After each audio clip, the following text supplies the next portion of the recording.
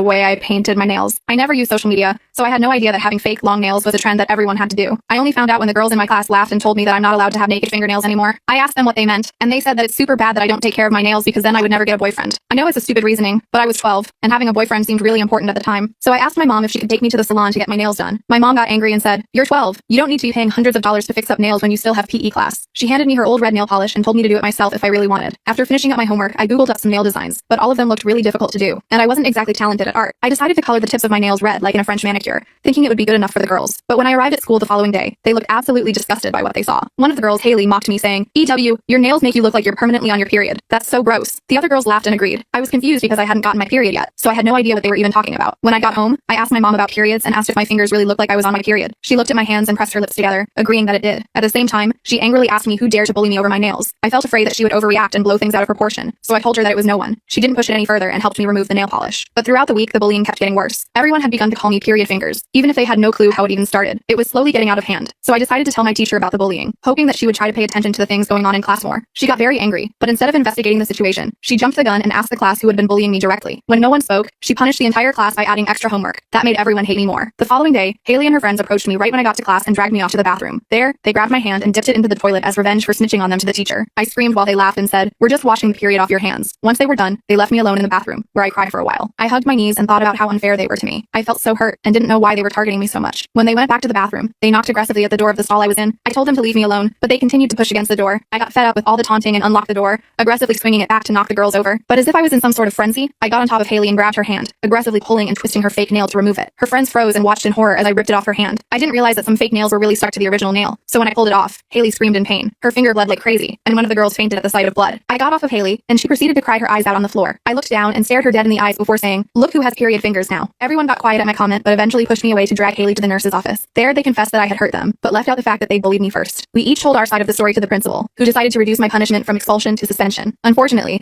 the girls never got punished for bullying me, but at least after that incident, nobody tried to pick on me